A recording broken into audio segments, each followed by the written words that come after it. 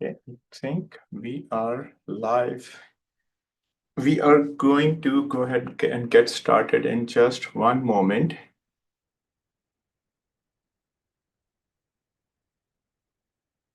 It is 11 a.m. Pacific. We'll go ahead and get started. So this is our usual information session on the Large Language Models Bootcamp. My name is Raja Iqbal. I'm the Chief Data Scientist at Data Science Dojo, and I'm also one of the lead instructors for the Large Language Models Bootcamp, and also some of the other training programs that we have. We are one of the longest running data science bootcamps in industry. There are bootcamps that started around, we are one of the oldest and longest running bootcamps. There are bootcamps that started around the time when we started, and they don't exist anymore. And we have been running the data science bootcamp and other analytics and data and AI upskilling programs. And most recently, we started our large language models bootcamp, where we cover a bunch of, I should know, a bunch of is probably not the best way to describe it, a very comprehensive set of techniques for the generative AI and large language models ecosystem. A lot of graduates, perhaps more than any other bootcamp. We have more than 3,000 companies on our portfolio. This is the number of companies that we have served. And we have had alumni. We have alumni from pretty much any country or territory on the planet. So why do we actually need to go through a boot camp for large language models application? Sometimes you get this thought, hey, I can just go and clone this Git repository and I can build this RAG application in less than 30 minutes. Well, you can build that application if it is a single page PDF. Yes, you can build something very quickly. But the reality of it is, when you build these applications, you have to worry about a lot more than just simply, just a single PDF. What about there's a diversity of different types of files? What if it is a CSV? What if it is an Excel? What if it's a PowerPoint or a doc file or a text file, and so on? What if it's a Python file?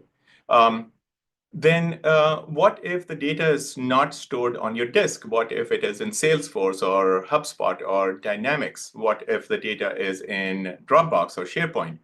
What if you have to take any actions? What if your LLM application also has to send emails? What if it has to reason? There are a lot of other nuances that may not be apparently obvious for us when we set out to build a simple or an enterprise LLM application. There is evaluation. How do you know that your models are performing correctly? The responses are correct. How do you know they are not hallucinating? How do you know, or how do you make sure that the input prompts are not toxic? I mean, someone is not trying to prompt, hijack the prompts. What if you're worried about the outputs of the models? What if you are worried about the completeness of the response? What if the factual accuracy or consistency of response? What about all of this is great, but you are consuming too many tokens? I mean, the costs are high. The prompts with the smallest change in prompts, it is possible that the prompts can be very brittle. So how do you make sure that your prompts are not susceptible to that brittleness? How do you make sure that you are staying within the context window limit, right? So GPT 3.5 Turbo has a 16K context length, as opposed to GPT-4o, which has 128K. I believe Llama 3.1 has an 8K context limit. What does it mean? What are the implications? How do you prevent hallucinations? How do you detect hallucination? How do you mitigate hallucinations? How do you take care of regulatory challenges? You may be able to build something, but what if it gets you in trouble with authorities? What if you're not able to reproduce the responses? Yes, you have built everything, but the responses are very slow. It is an interactive application, and the responses are coming back very slow.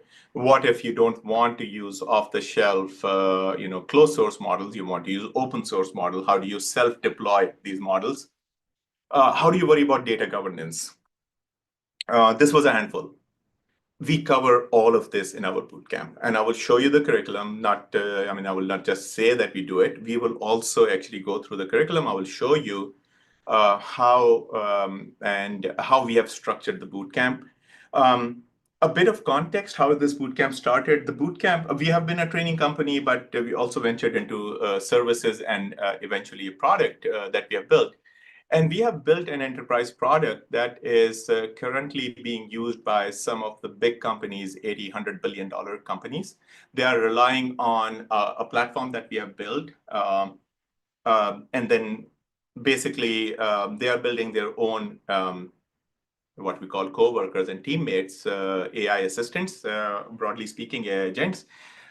We have built this platform which allows enterprises to build AI agents that meet all of these conditions while them not needing to write any code. We are talking about some big enterprises in international development, in cloud computing. I mean, our customers actually include some very big names. What are we going to cover in the bootcamp before you are able to even appreciate the curriculum? I can think of this as a very high-level tutorial of how an LLM application, typically how an LLM application is built. At the core of it, you have what we call the AI, the large language models. It can be in the form of your own self-hosted API or a self-hosted LLM. It could be you could be hosting an open source LLM in the cloud, or you could be leveraging some of the existing closed source models deployed in directly. I mean, examples of closed source are GPT-4 or any of the OpenAI models. They are examples of closed source models. But you can also have models that are open source, like Llama series models, Llama 2, Llama 3, Llama 3.1. So at the core of all of these applications is it is the large language model, but that is not it. In fact, this is probably the easiest part of building an LLM application, because in almost most of the cases, I mean, 99+% of the cases, you're not going to be building models from scratch. It is going to be, you will just go, depending upon whether you're an AWS shop or Azure shop, you will just go and repurpose or use some of the existing models. But once you have these models, you need a vector database. What is a vector database? Well, just like you need a SQL database or a NoSQL database, or you need a graph database, there is a database, a category of databases, which is called a vector database. And as the name suggests, you store vectors in it. What are vectors?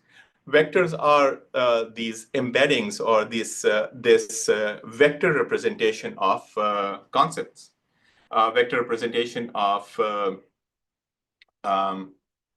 vector representations of your sentences, your paragraphs, your pages, your books, any of those ideas. We push in text into these embedding models, and vectors come out, and vectors are pushed into this vector database. In addition to that, when you're building an LLM application, you need a lot of for the lack of a better word, we call it orchestration. But I think orchestration is, loosely speaking, this is orchestration. But it is, think of this, you need a framework to be able to read data from different files, or different data sources. You need to be able to deal with different file formats. You want LLMs are stateless. They don't know what was the previous query, what was the next query. So you have to have some sense of memory that you need to build in these LLMs. Then what if you want to create chains? What if you want to build agentic behavior in your agents? How do you want multiple agents to collaborate with each other? So for that purpose, for that reason, we use LangChain, and our bootcamp actually covers everything that I'm talking about. We cover all of this in our bootcamp. Then there is this idea of LLM caching. Why? So if it is you have support articles, you have a LLM assistant for support articles. What if the same questions is asked by multiple people repeatedly?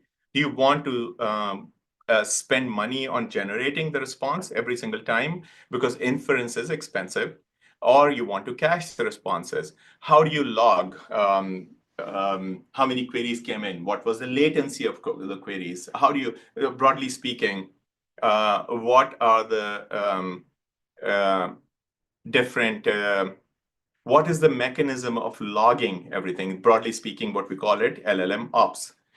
Then we have guardrails. One of the most important areas is actually, there are two areas that I consider to be the hardest to implement. One is the data governance, right? Access controls. One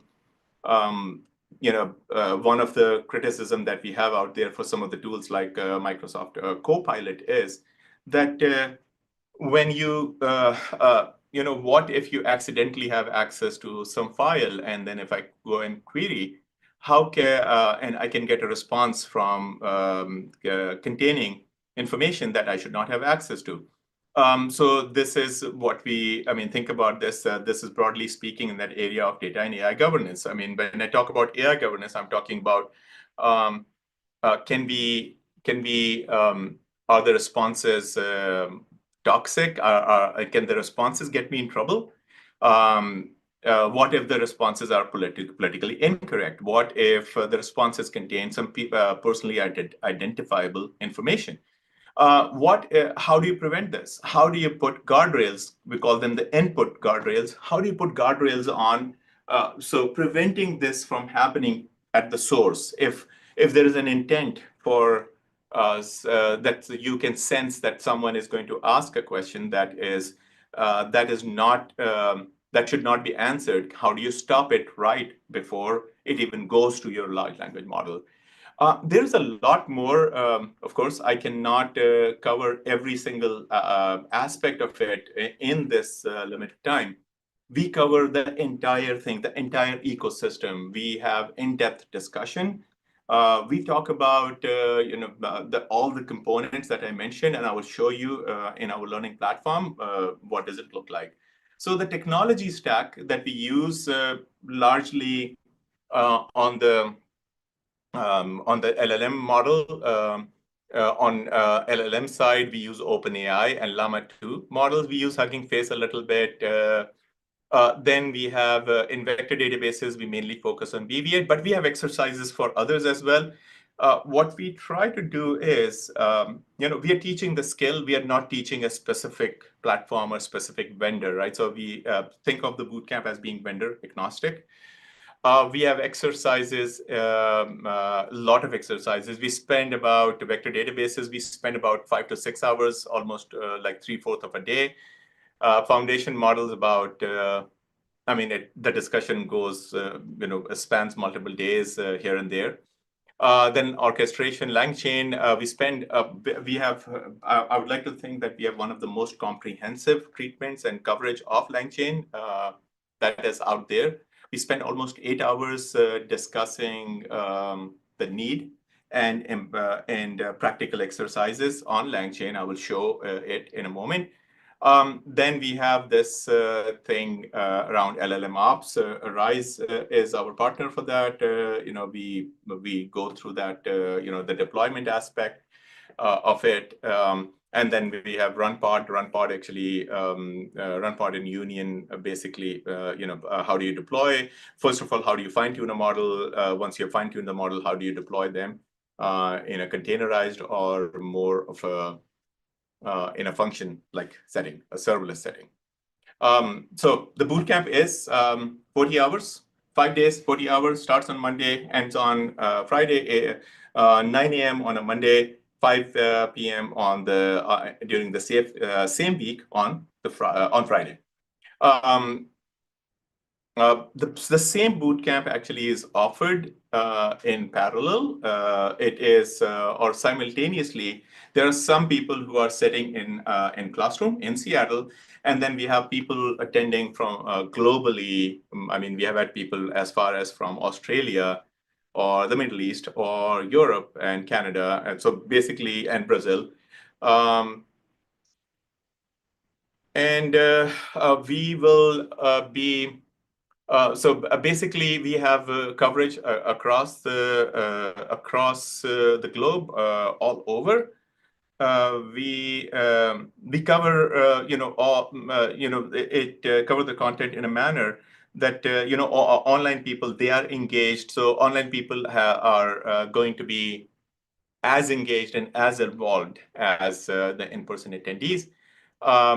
I will go over the curriculum. And one thing that I forgot to mention is that we have a project on the last day of the boot camp.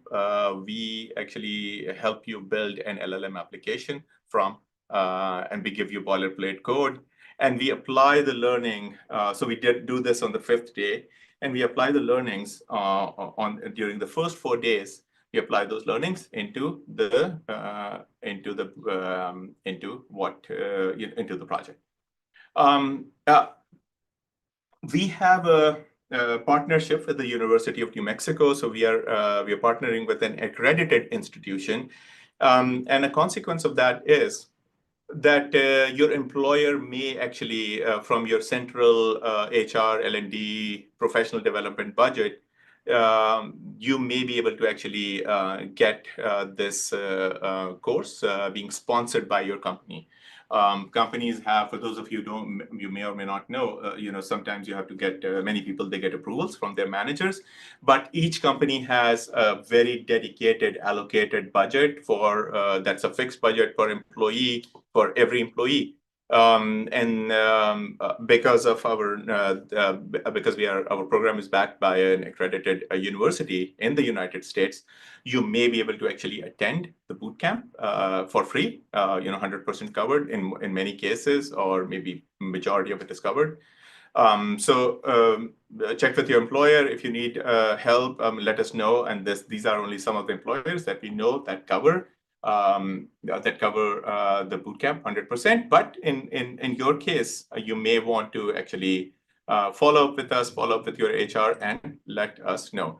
For the next bootcamp, these are the partners that we have. LangChain, one of the most prominent names, LangChain and BV8 in industry. Neo4j, how do you build a graph RAG? I will show you. I will talk about this.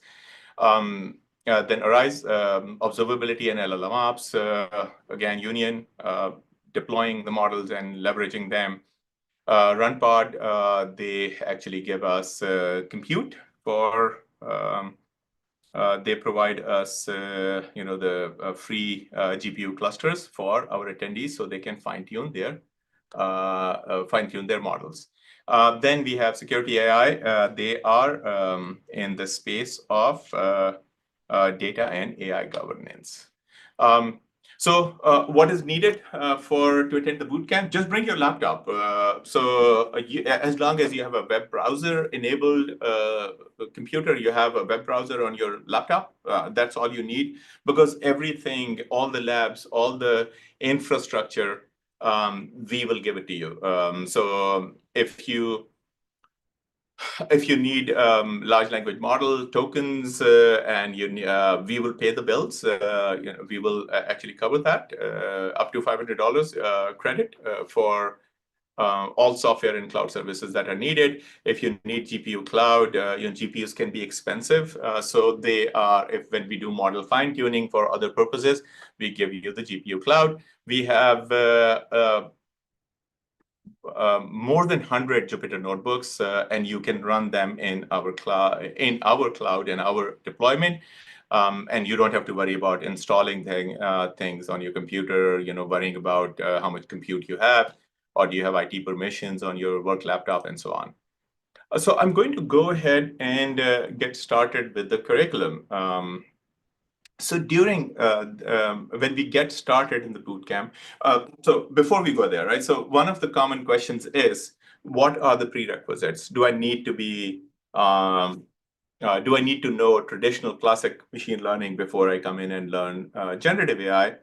Well, while it may be helpful that you know traditional machine learning, but it is not a prerequisite.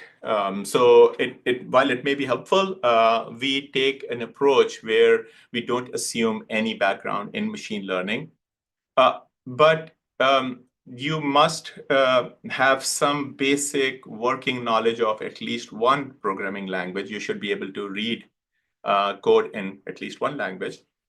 And then, in addition to that, a general interest in the data and analytics space, and ideally, some problem that you're trying to solve. You must have some problem that you actually care about. But overall, we have had people with the minimal coding background, minimal machine learning background, and they did just fine. And I will show you how that is the case. So we start off with the end-to-end bigger picture, very high level. We explain why do you need a large language model? What is a large language model? What is prompt engineering? What is an embedding? What is a vector database? What are guardrails? What are the challenges when you build an LLM application? Why do you need guardrails? Security issues, legal compliance, PII, regulatory issues. We also talk about different ways of customizing a large language model. We talk about how do you customize a model by using RAG, or how do you customize a model using with fine tuning. So a very high level, you have the bigger picture. Then we start taking a deep dive. When we start taking a deep dive, this is where we actually start talking about things like, I'm sorry, not this slide deck, but this one. So this is our learning platform. You can see that we have a lot of content here, and you can. So this is our session on embeddings. You can see that we are starting with a very basic introduction, right? So what is discriminative AI? What is generative AI? And Luis Serrano is the one who actually teaches this session. And you can see that we talk about, well, what does deep learning mean? And, very simple, easy to understand examples. So we start from there and we go all the way to, I'm sorry, the pages are loading a bit slow. Let me give it a few more sec here. And then we go all the way to attention mechanism and transformer architecture. Sorry, this is taking forever to load. So we talk about multi-head attention. We talk about, I'm sorry, let me just go here. Yeah, these pages are not loading for some reason. We talk about transformers, encoder-decoder architecture. We talk about, attention mechanism. We talk about basically, tokens, what are tokens and how tokens generated, what is an embedding. So by the end of this session, you have a very good understanding of the foundational aspects of large language models. Now that you know what are embeddings and what is attention mechanism, you have all the foundations set up. Then we go and we talk about vector databases. Well, you know what embeddings are, but how and where do you store these embeddings? I'm sorry, these are not loading. promptly. This is not fun. Let me apologize. I will actually close my web browser and launch it. All of this. Close all windows. My apologies, everyone.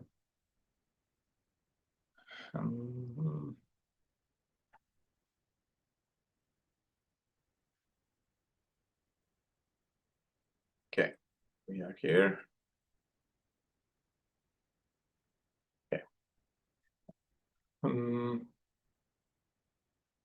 Okay, I will go and launch all of this all over again.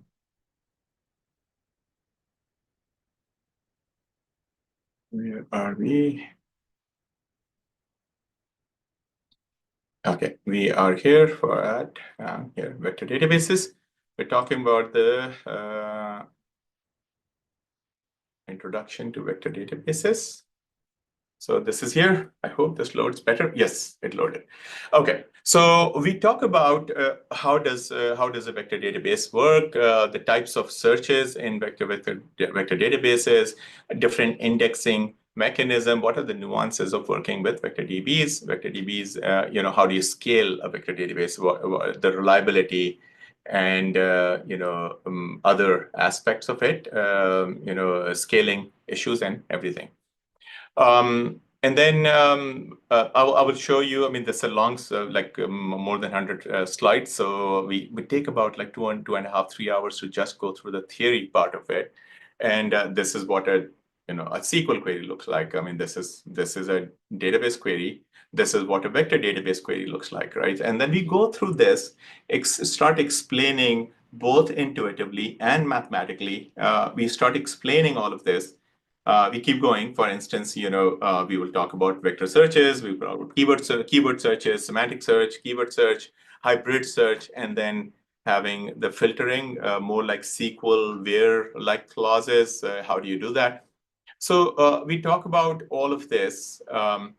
And you can see that we are talking about the HNSW indexing. What does it mean to do this indexing in this manner? We talk about this notion of layered proximity graphs. You will see that here. Also, these are the layered proximity graphs. So we actually we talk about how do we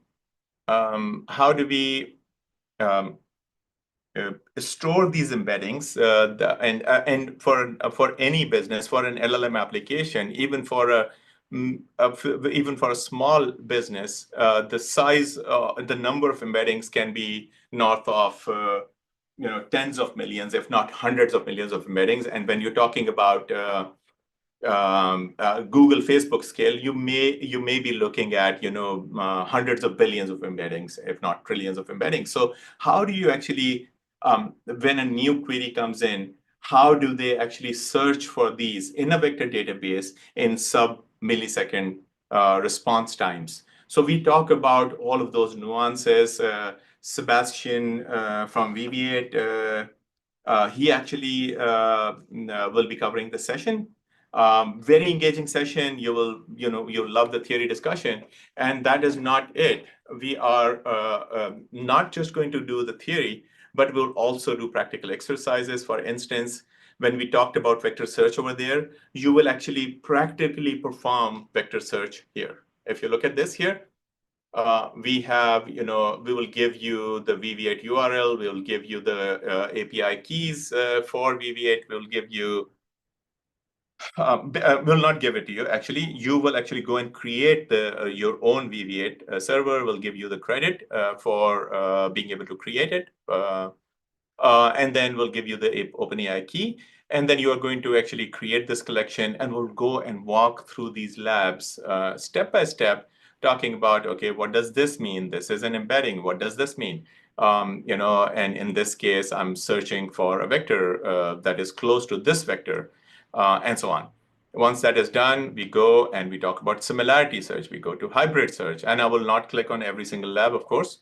But if you look at this, the same drill, in this case, what if you need both a keyword search and hybrid search?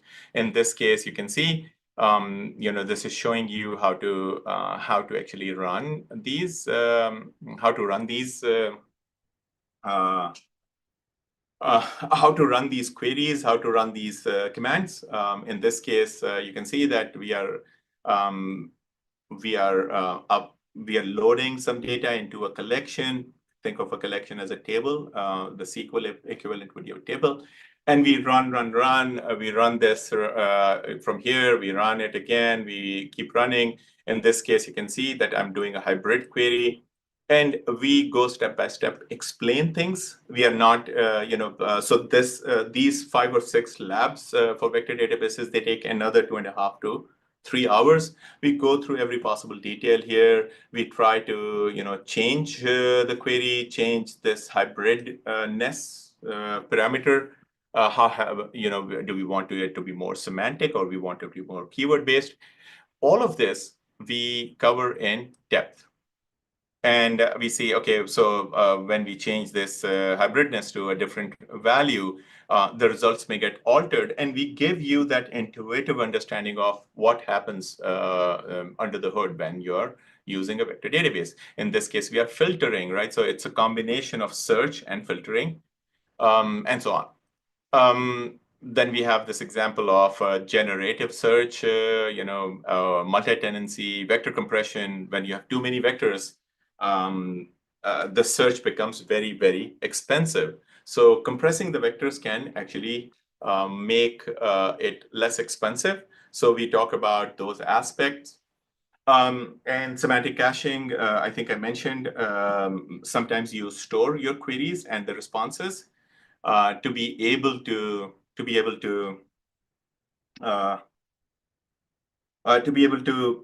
reduce the cost and reduce latencies and responses.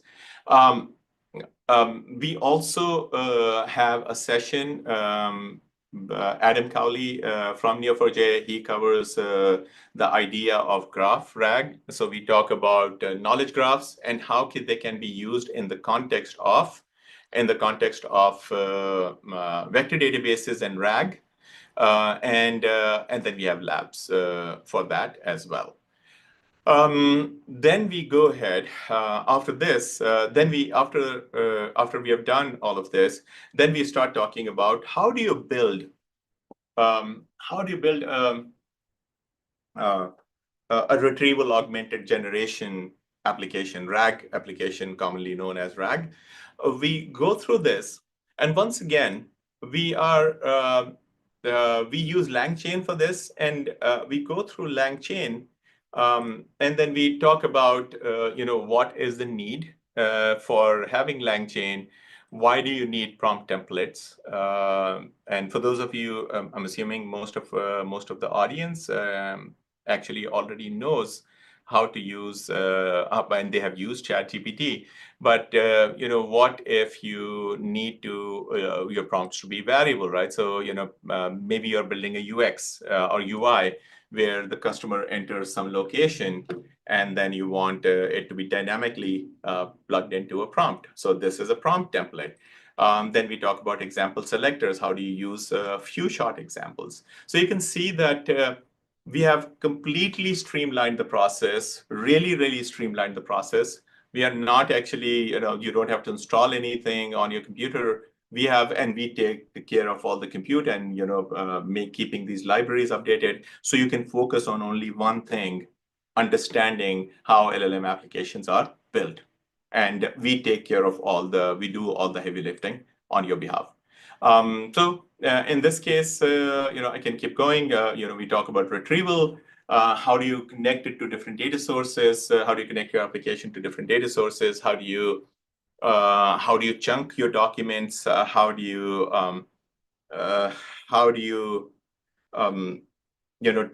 Different kinds of chunking techniques. Then how do you build chains? How do you build LLMs are stateless. How do you bring in the concept of state or memory in these models? How do you build agentic applications? So we start with the search agent. If you look at this, we start with a search agent, and you can see that we are using this, we're installing this DuckDuckGo search, and we have this langchain.tools.ddg search.tool, DuckDuckGo search tool. We go step by step. And then we actually, first of all, of course, we rationalize why do you need a search agent, or for that matter, any agent. What does it mean to have an agent? And then we go through increasing complex examples until we actually talk about this, this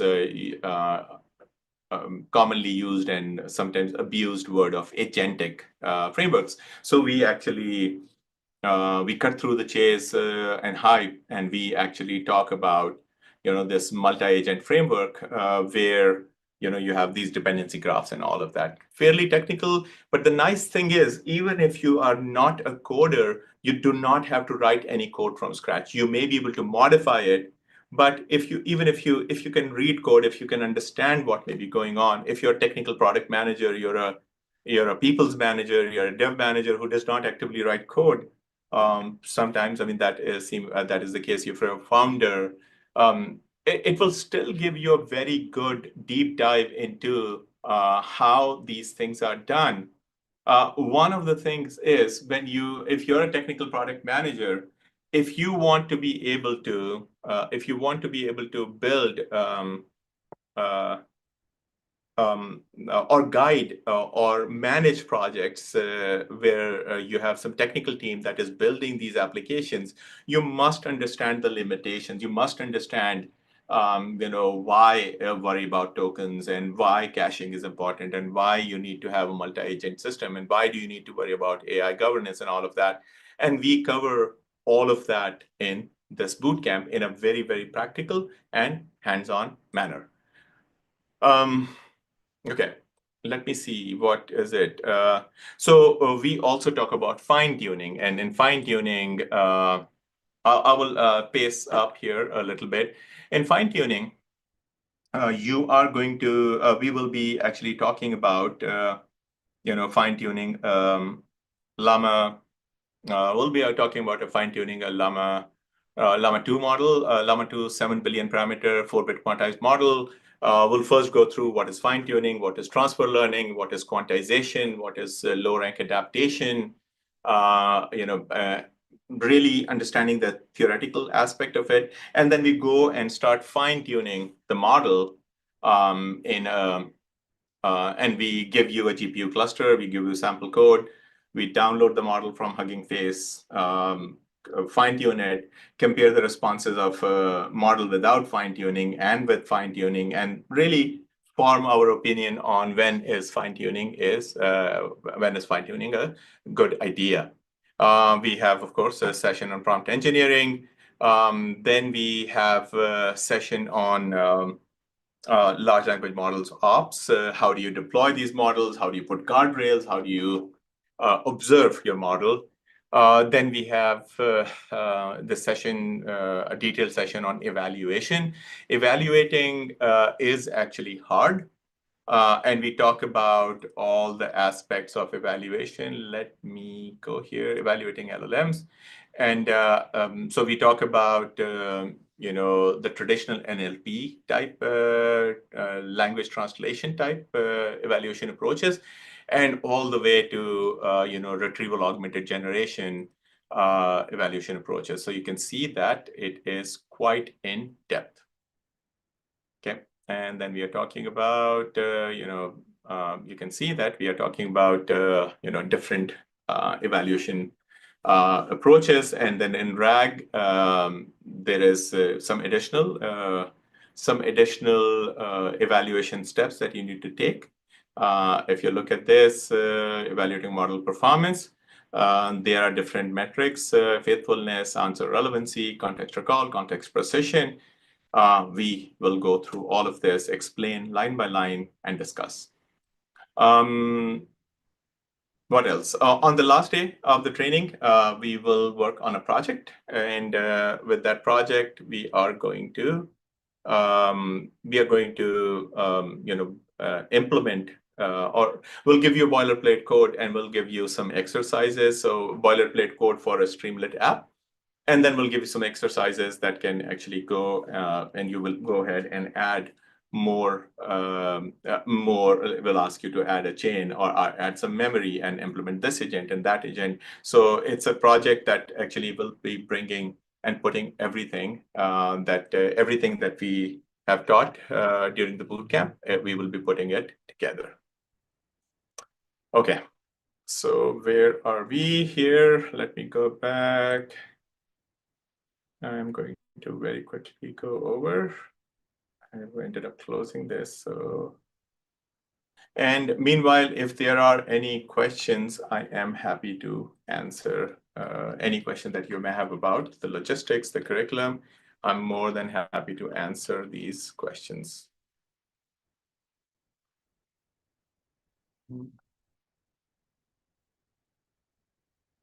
Okay.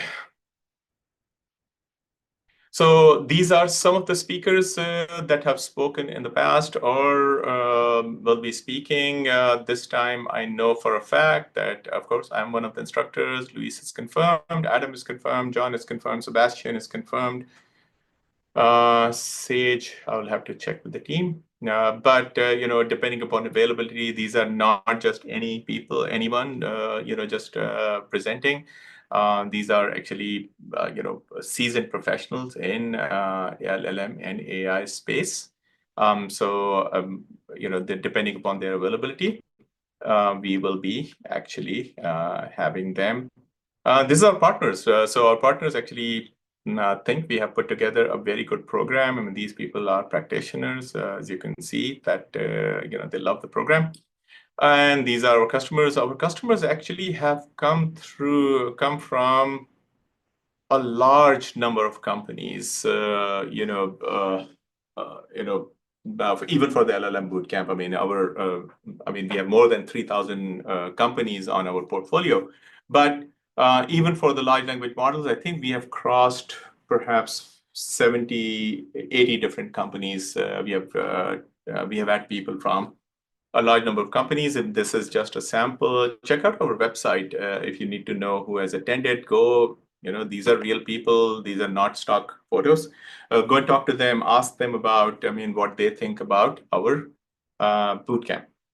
The next bootcamp is happening simultaneously in Seattle and online. So the February 3rd to 7th. It is, I think, less than 2 weeks from now. If you cannot travel for scheduling reasons or for budget reasons, the same bootcamp you can attend it online. You will see the people in class. The people in class can see you. You hear their questions. They hear your questions, and you can interact with the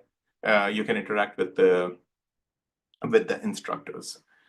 And I think that would be it from my end. And I will see if there are any questions. Let me see, where is the Q&A? Okay. So Raja, do you cover performance evaluation of foundation models?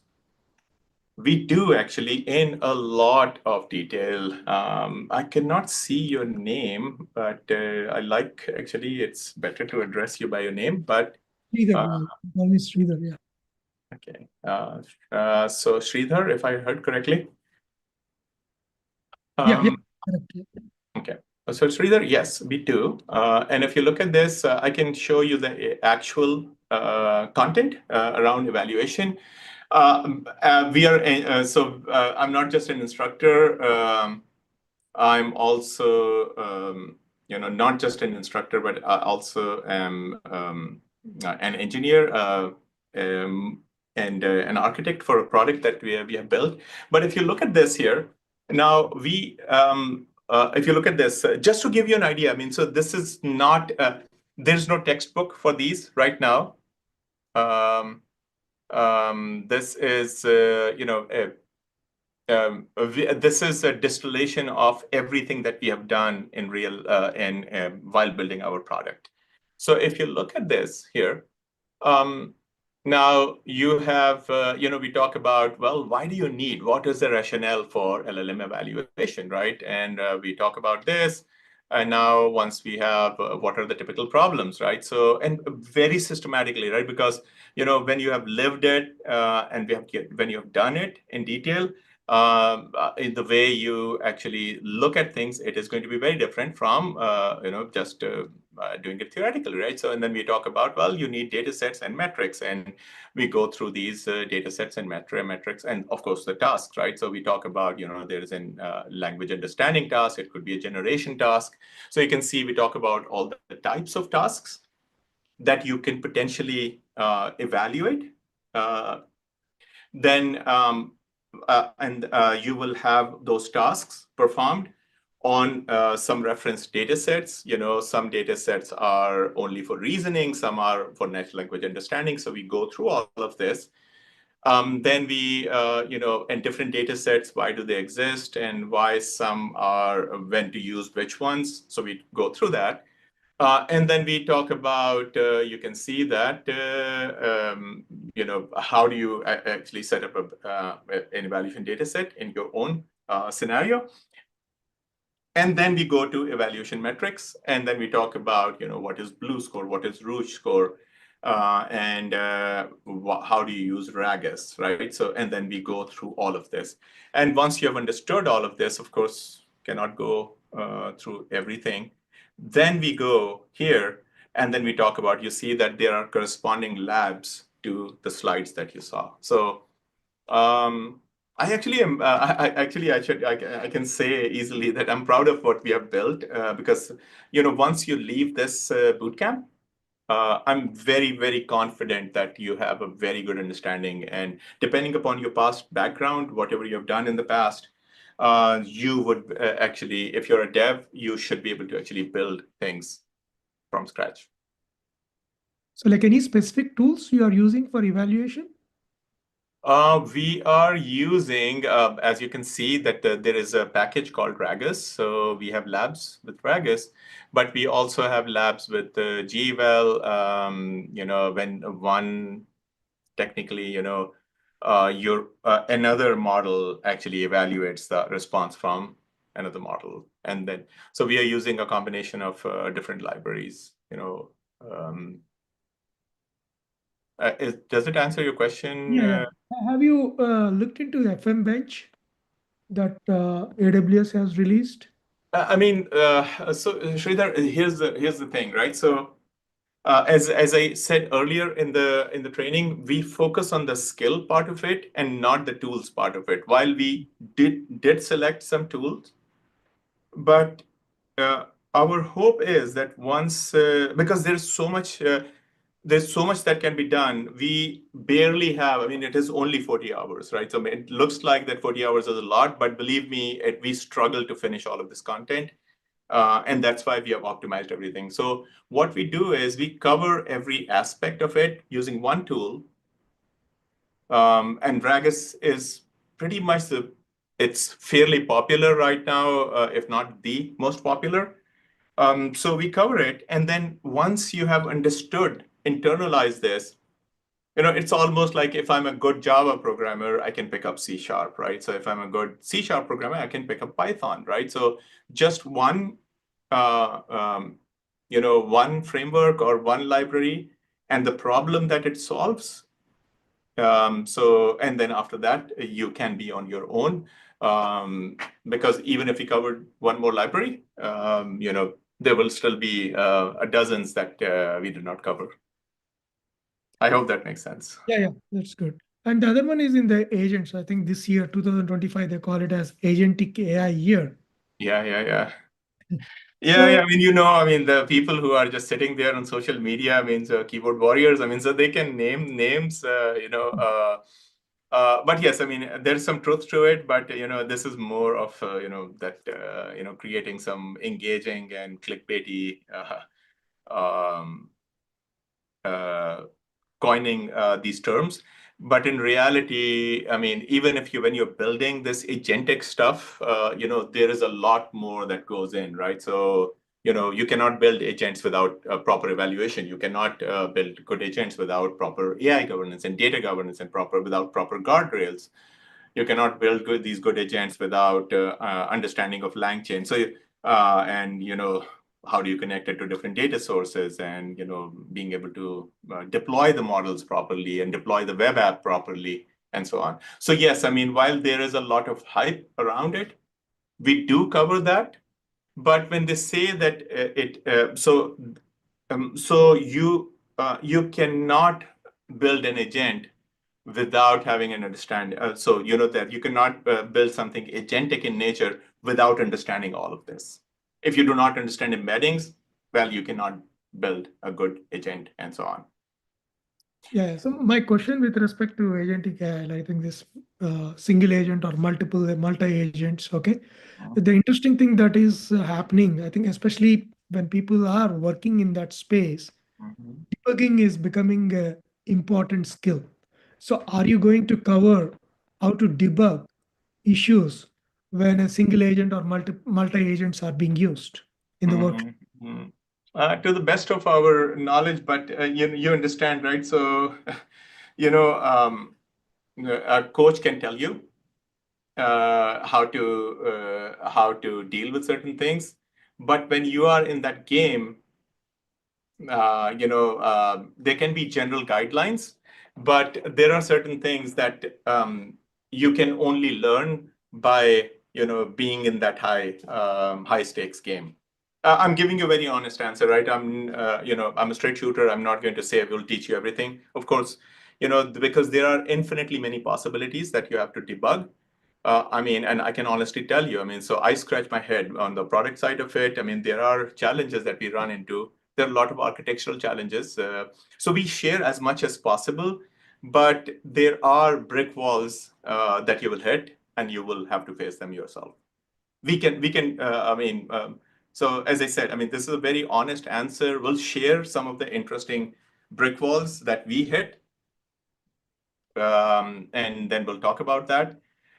We have built a product, as I said, we have built guardrails around it. We have built, governance frameworks around it. Then we have talked about, agentic, React workflows and all of that. How do you deploy them in the cloud such that they remain scalable? Whether you deploy it in a VM or a container or in a serverless fashion, all those things, we will discuss. But the good thing is that the people who attend the bootcamp, you can already see this bootcamp is going to be attended by people who are very serious about this, right? This is not any fluff presentation. This is some hardcore, real deal. So the people who come in usually, they are already, many of them have already, many of them have already attempted building things. So the quality of the questions, actually, it is also a learning experience for me as well, right? So a lot of learning actually comes from them as well. But debugging, yes, we'll talk about it. But can we cover every possible scenario? I do not think so. Yeah. Yeah, okay. Yeah. I think I missed initial part of the presentation. So I just want to understand, like, see, like, I think you were mentioning, like, okay, there are like, I think like free, like, not free, like, I think paid ones, like Udemy or like this cloud, the Coursera kind of courses. So how do you differentiate that with the one that you are offering? They also have similar kind of courses, no? Yeah, I think the difference is, I mean, some of them, with all due respect, I mean, so, credit is due where, we have to give it to them. I think there are some courses that are good out there. But there is a difference between the courses, the end-to-end courses, because the courses that you will find there's a course on prompt engineering. There is a 2-hour course on LangChain. Then there is possibly a course in prompt engineering, and now you have to go and put the pieces together. Hey, should I go there, do this first, or do that first? then all the infrastructure, everything is ready for you, right? So all you have to do is just hit the ground running. We have streamlined everything for you, because a lot of time many people do not know what should I learn first, right? So really it is maybe I would call it is choreographed in a manner, orchestrated in a manner end to end, that you are set up for success, right? So and it covers every aspect of it, right? So you may have a very disconnected course on prompt engineering. Well, what do I do? Well, I know what prompt engineering is. How do I build an application? So this course starts you from scratch and takes you all the way to building an application while not missing any aspect of it. And also, I'm one of the lead instructors. I have created this curriculum, but at the maybe I'm an educator first, but I'm also an engineer. I've been doing machine learning for a long time before it was mainstream. So you will be learning from people and other instructors, of course, amazing people. You'll be learning from people who have actually done it. It is not that they have read this paper or attended that YouTube talk and then they are just presenting a slide deck. So when I tell you that, Ragus, I'm not talking about just some that, I'm not presenting it. I've actually used Ragus in practice. So, and that is the differentiator, right? So it is basically, it is offered by practitioners to turn the learners into practitioners. So, and it is very comprehensive, right? So it is not just a 1, 2 hour, 3 hour, 4 hour course. It is a very comprehensive course that covers things end to end. Okay, that's good. And I think based on your experience, I'm assuming you will be covering in which scenarios, which foundation models should be used, which ones should be not used. Yeah. That's a tough one, right? So because if I asked you, Sridhar, what car should I buy? Should I buy a Tesla or a minivan or an SUV or something else? What would be your answer? Yeah, depending upon the use case. Depending upon the use case, right? So yeah, so yes, we'll talk about it generally speaking, what are the limitations, etc. But as I said, right, so there are certain things that you do in a textbook setting. I can give you this example, right? So in the past, I've worked with people who would, great statisticians, and now they are a great machine learning background, but they are hung up on this. Hey, we cannot apply this test on this data because it is not normally distributed. So we'll give you all the science part of it, but we'll also teach you the bias for action of an engineer, right? So there is, scientists, they want everything to be perfect, assumptions and all of that. Engineer, well, it works. Let's move on, right? So I think that is the mindset that we are going to inculcate. And by the way, if you are interested, feel free to, go to our bootcamp website. I think there should be some link somewhere, the people who have attended the bootcamp. Reach out to them on LinkedIn. We have dozens of people. Overall, we have hundreds of people on, real people who are on our website. Go reach out to anyone and then ask them, what do they think about the bootcamp, right? So, we are that confident, right? So real people are there who are our champions. So, can I set up a meeting with you? Oh, yeah. So I think I see that the team has been actually posting links. So, if you go to the webinar chat, or you can actually go and ask, set up a time. And I think there is another question by George. Is there a sequel of the basic bootcamp, the next level? George, I'm assuming you're referring to this bootcamp as a basic bootcamp. No, nothing yet, because this is already, I don't know if maybe I did not do a good job. This is actually pretty intense, and this is already an advanced bootcamp.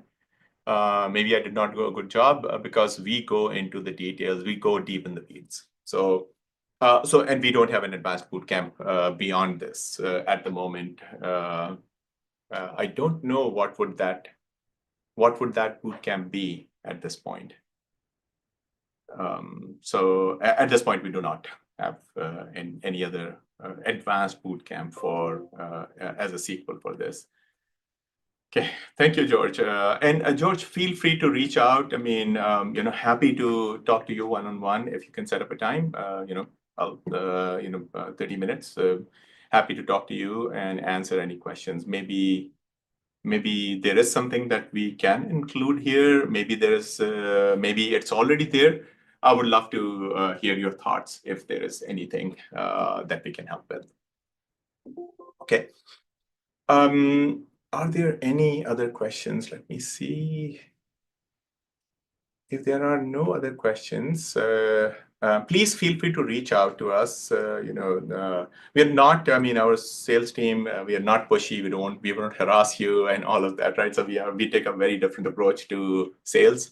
If you don't need it, we'll let you know. I mean, this is not the bootcamp you're looking for, right? So, and sometimes people have been shocked. I mean, are you telling us, I mean, you don't want us as a customer? Yes, I mean, that's how we do business, right? So feel free to reach out. I mean, in any case, I mean, if we can help you.